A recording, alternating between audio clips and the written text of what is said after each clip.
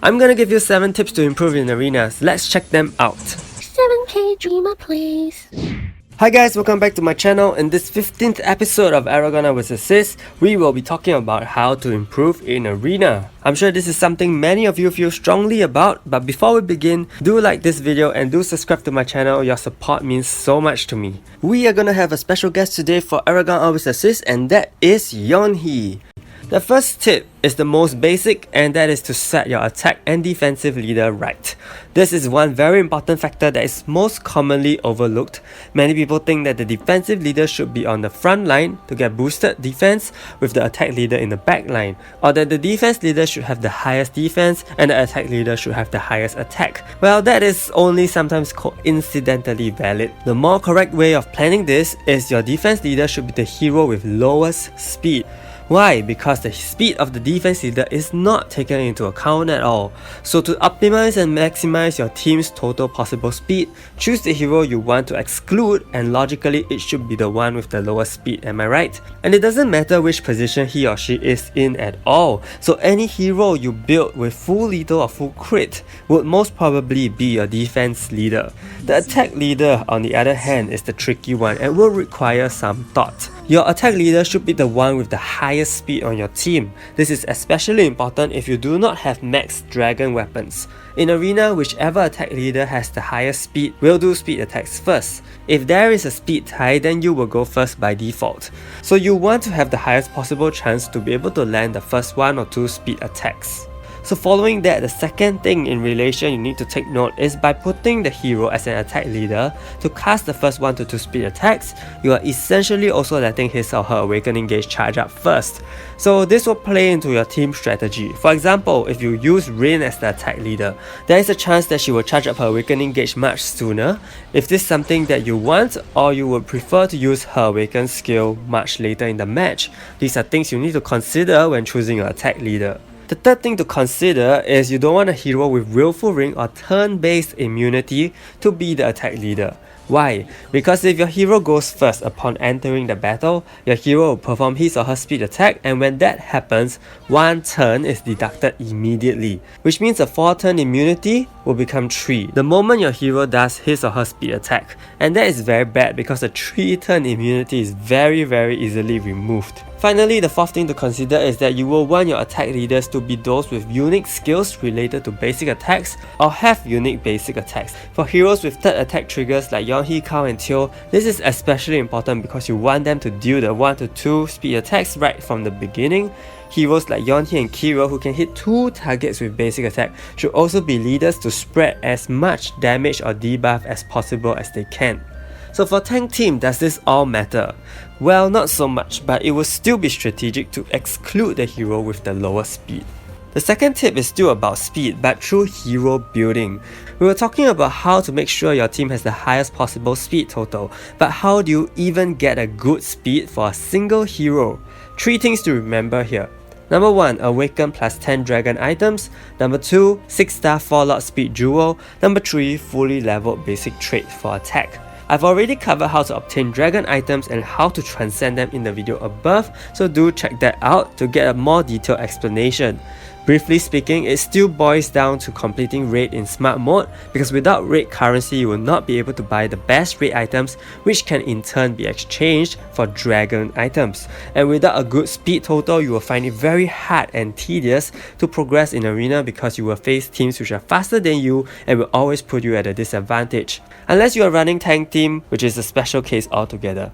The second factor to boost the speed of a hero is via the 4-lot speed jewel. There are a few ways you can get this. You can try to synthesize them, farm for them in World 9 with poor rates, or wait for events and selectors. You need a minimum of 4 speed jewels for your arena team for the 4 heroes whose speeds are taken into account. And the jewels have to be minimally 6-star in order to get the maximum amount of speed increase at +3. And don't forget your basic trait under limit break. The attack stat once fully leveled gives you +1 speed stat, so don't ever forget to do your basic trait upgrading. With all these, you should be able to get a hero with 97 speed, which is the highest amount of speed possible for any single hero right now. Oh yes, your speed masteries. Remember to always increase your speed by 10 at the level 30 mastery and decrease your opponent's speed by 10 at the level 85 mastery. The third tip is do not follow top players entirely. So I know this suggestion may seem ridiculous to you guys because there shouldn't be anything wrong at all following top players.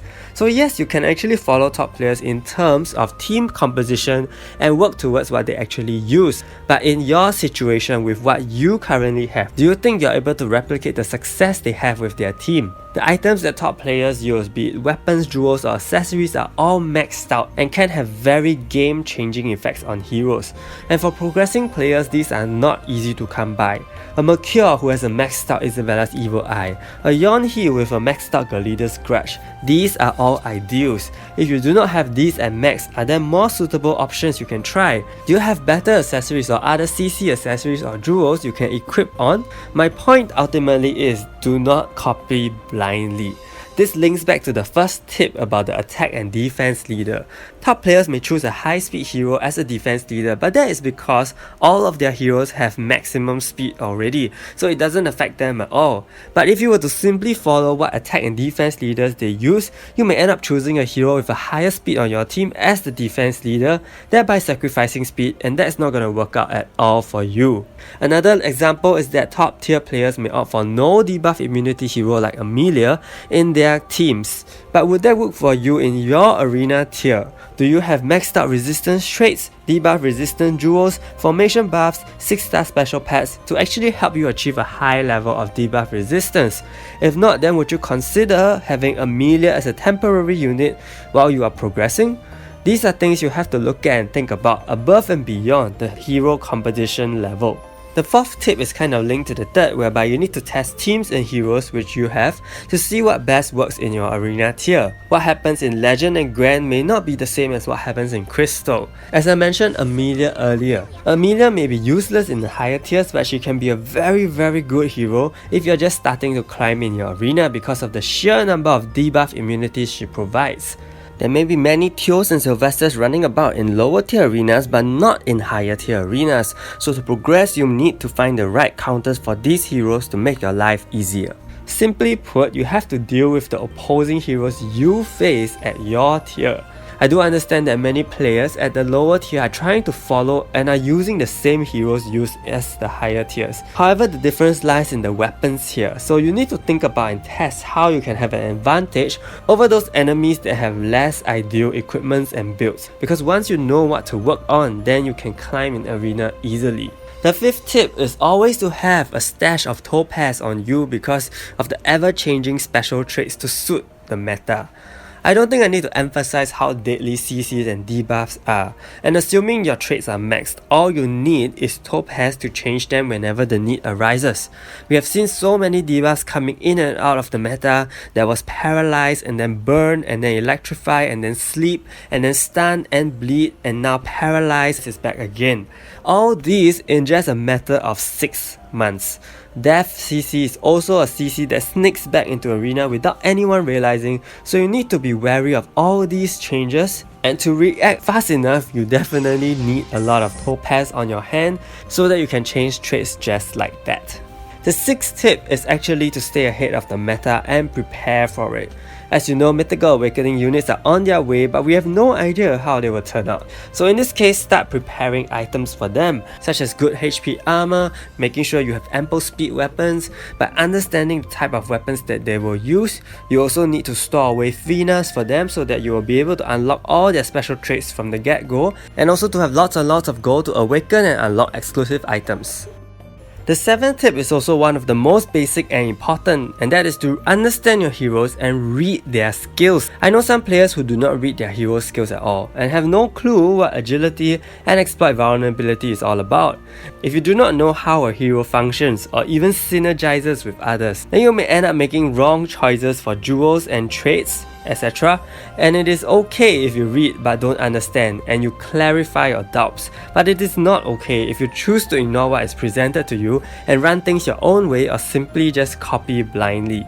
Doing anything without understanding why and why not isn't really gonna get you far in the game and in life. So I actually have 3 more points for you to think about. The first thing is whether to use rubies to climb arena. Technically you are using rubies to earn more rubies, but is this worth it? I would say if you have a pretty good win rate, you can and you should consider doing this to get yourself to the next closest rank, for example from 4000 to Masters at 4003 or 4005 to Grand at 4007. The second thing is about RNG. This is something we just can't fault anyone but our own luck, and maybe NetBubble's coding. But RNG plays a huge role in determining your hero's skill use or enemy attacks in auto mode, and this is something we really cannot control. So really, I would advise you not to get too mad at RNG because everyone will face it, and really just take a break when you need to. The final thing is about the ever-shifting meta. This is especially when old units return to the meta and you may not have him or her even built properly to be used. Do you remember the time when Atalanta came back when Awakened Rin was released? It is definitely going to be challenging to actually hardcore follow a meta team, so my advice for moments like these would be to stick with the team you have prepared for, which you have the most resources already invested in. Think carefully if you want to spend your resources on returning units just to maintain your weekly PvP position, or hold off any upgrading and prepare for an actual new hero, new awakening or new remake. So this is the end of my arena tips on Aragon Always Assist. I hope it has given you some new things to reflect on and think about. Many new players, especially returning players, come back for arena, but progress is tough and they end up quitting. So I hope this won't happen to you, and hopefully you can progress based on the advice given here. Remember to like and subscribe to my channel, and I'll see you very soon. Thank you!